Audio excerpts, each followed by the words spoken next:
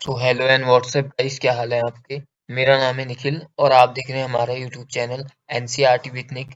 तो दोस्तों, आज मैं आपके लिए लेके आ गया हूँ हिस्ट्री की बुक का पहला चैप्टर।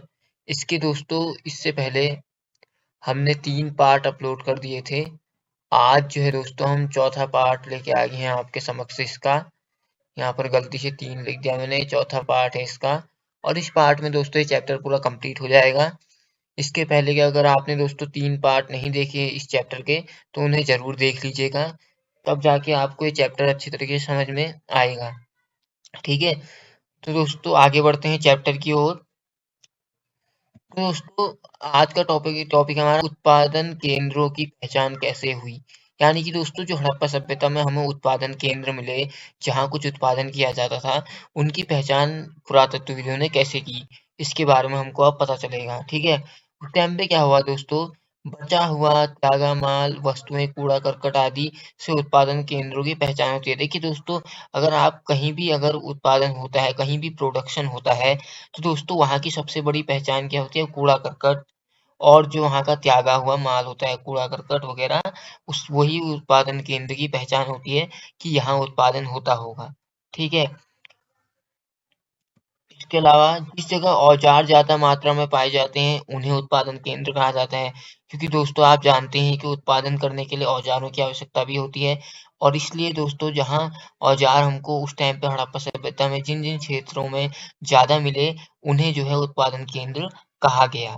ठीक है, बचे हुए कच्चे माल के अवशेष से भी हमें सहायता मिलती है उत्पादन केंद्रों को पहचानने में।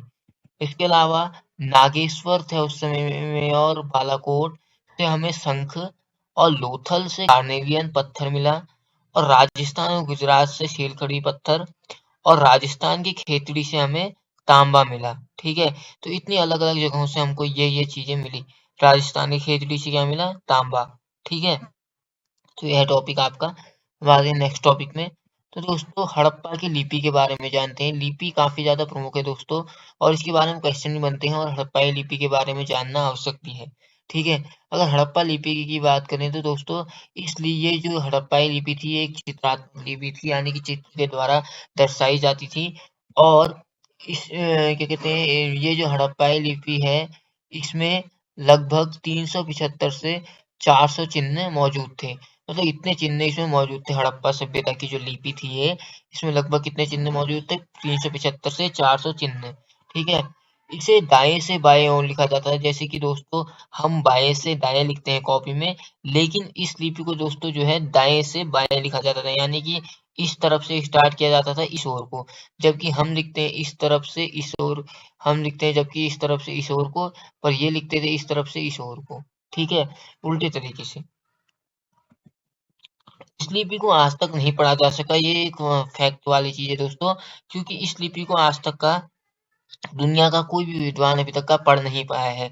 ये इसे कोई समझ ही नहीं पाया है। इतनी अनोखी लिपि है और इतनी मुश्किल है कि इसे आज तक का कोई पढ़ नहीं पाया है। ठीक है, ये लिपि जो है दोस्तों, सबसे पहले 1853 में हमारे अस्तित्व में आई। ठीक है, 1853 में ये अस्तित्व में सबसे पहले हमें मिली। ठीक है, तो ये थी हड़प्पाई लिपि के बारे में कुछ डिटेल। आई होप आपको ये समझ में आई होगी, तो इसे नोट कर लीजिए। अब आते हैं नेक्स्ट टॉपिक में। नेक्स्ट टॉपिक है दोस्तों हमारा हड़प्पा संस्कृति में शासन। यानी कि हड़प्पा संस्कृति में शासन के यहाँ हड़प्पाई लोग कैसे करते थे। हड़प्पाई शासन के दोस्तों मेनली 3 मत हैं। ठीक है, इसके पीछे 3 मत हैं, 3 टाइप के विचारक हैं जो हड़प्पाई शासन के बारे में हम बताते हैं। फर्स्ट जिनका मत है पहले मत वाले, ये लोग क्या कहते हैं, ये लोग कहते हैं दोस्तों कि हड़प्पा की जो संस्कृति है, यानी कि हड़प्पा में जो था, यहाँ पुरातत्व मानते हैं कि हड़प्पा में समाज में शासक नहीं थे। यहाँ सारे लोगों की समानता एक थी। पहले प्रकार के लोग क्या मानते हैं कि हड़प्पा सभ्यता में जो है कोई शासक नहीं थे। यहाँ जो है लोगों के बीच में स्वतः ही समानता मौजूद थी।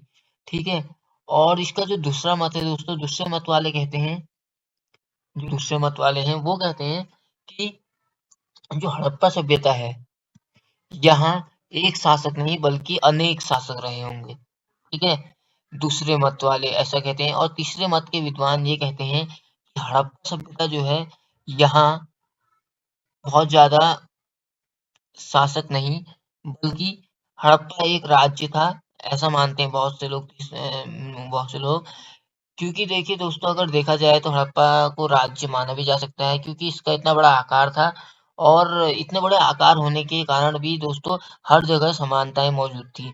तो दोस्तों, इससे आप ही समझ सकते हैं कि अगर मान लीजिए किसी क्षेत्र में, किसी बड़े क्षेत्र में अगर अलग-अलग राजा बटे होंगे, तो अलग-अलग क्षेत्रों में अलग-अलग राजाओं की अलग-अलग विचारधाराएं होंगी और अलग-अलग चीजें ही आपको देखने को मिलेंगी। पर हड़प्पा के साथ ऐसा नहीं था।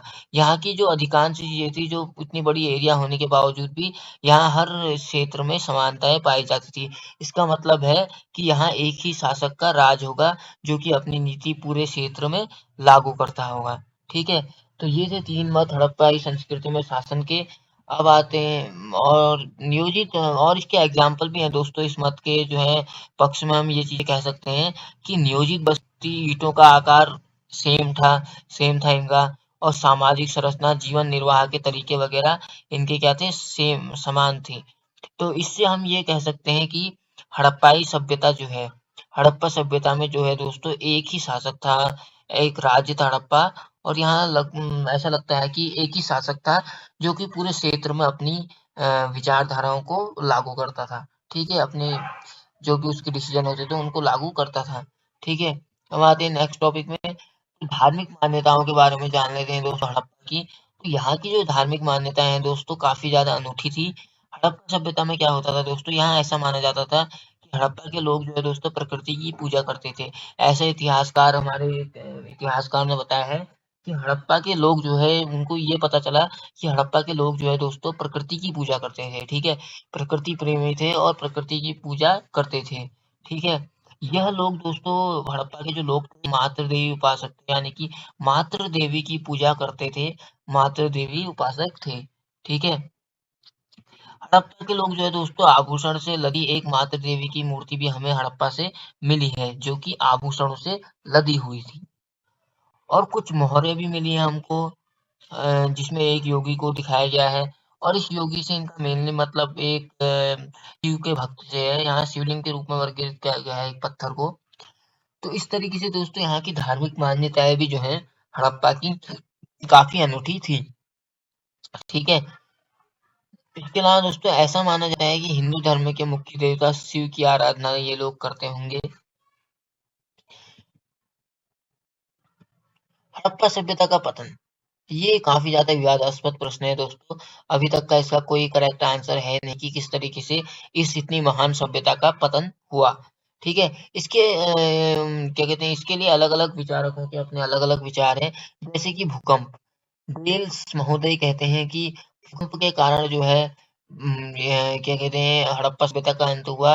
ये इनका मानना है कि हड़प्पा सभ्यता में बहुत भयंकर भूकंप आया होगा, जिसकी वजह से नदियां अपने उफान पे आ गई होंगी और जो है बाढ़-आढ़ का कारण बन चुकी होंगी और वनों का नाश हो गया होगा, जिस कारण से हड़प्पा सभ्यता का अंत हो गया। और दूसरा दोस्तों, सिंधु नदी का मार्ग बदलना, ये भी दोस्तों एक कारण हो सकता है, क्योंकि देखिए दोस्तों, हड़प्पा सभ्यता में क्या था, यहाँ की जो प्रमुख नदी थी, जो भी मतलब यहाँ की प्रमुख नदी थी, वो सिंधु नदी थी। सब कुछ सिंधु नदी ही थी इनका। सिंधु नदी की वजह से दोस्तों ये सभ्यता फली फूली थी, क्योंकि दोस्तों उस टाइम पे उत्पादन भी के लिए भी सिंचाई की आवश्यकता होती थी, और भी कई चीजों के लिए दोस्तों पानी की आवश्यकता होती थी। और विद्वानों का मानना है कि जब क्या कहते हैं सिंधु नदी का मार्ग बदल गया होगा, तो इस कारण से हड़प्पा में सूखा पड़ गया होगा, जिस कारण से अकाल पड़ा होगा, तो ये सभ्यता, यहाँ की सभ्यता का अंत हो गया होगा। ठीक है, इसके अलावा दोस्तों ये भी माना जाता है कि जलवायु परिवर्तन, हड़प्पा सभ्यता के बारे में अगर हम दोस्तों जलवायु परिवर्तन की बात करें, तो दोस्तों हड़प्पा पहले बहुत ज्यादा हरा भरा था, लेकिन बाद में जो है दोस्तों यहाँ धीरे धीरे करके कम बारिश होने लग गई थी। ठीक है, कम बारिश होने के कारण दोस्तों जब यहाँ की जलवायु चेंज हो गई थी, क्लाइमेट चेंज हो गया था, तो यहाँ इतनी हरियाली होने के बावजूद भी कुछ समय बाद ये पूरा सूखा पड़ गया था, एक मरुस्थल में तब्दील हो गया था। तो ऐसा माना जाता है कि जलवायु परिवर्तन के कारण भी लोग यहाँ इस क्षेत्र को छोड़कर चले गए होंगे और इस सभ्यता का अंत हो गया होगा। ठीक है, होता है दोस्तों वनों की कटाई।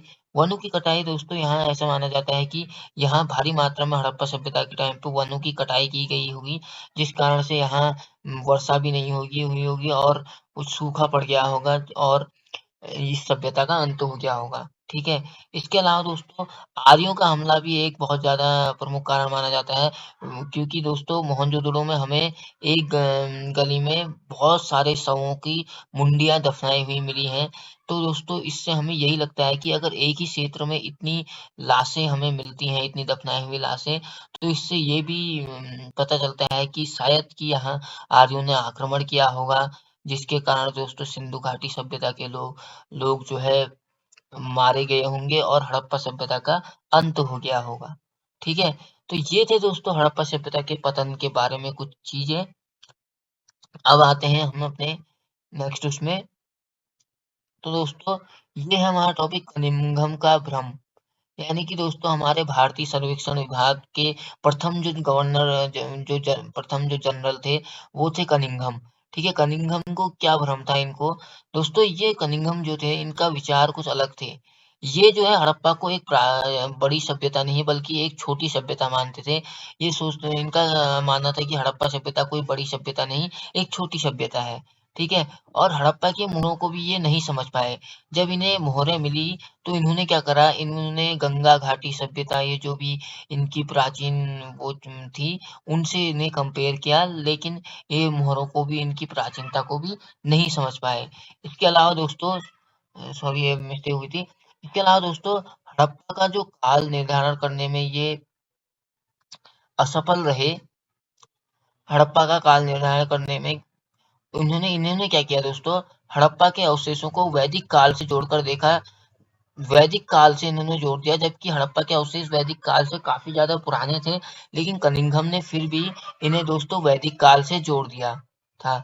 और दोस्तों जो कनिंघम की सबसे ज्यादा कमजोरी थी, जो सबसे बेकार चीज थी, वो ये थी कि कनिंघम जो है हमेशा लिखित विवरणों पर भरोसा करते थे और कोई भी विवरण पे कभी यकीन नहीं करते थे। इन्हीं कारणों की वजह से दोस्तों हड़प्पा सभ्यता को ये के बारे में ये कुछ जानकारी नहीं जुटा पाए। वरना आज जॉन मार्शल की बजाय इनका नाम हम पढ़ रहे होते कि हड़प्पा सभ्यता की खोज इन्होंने की।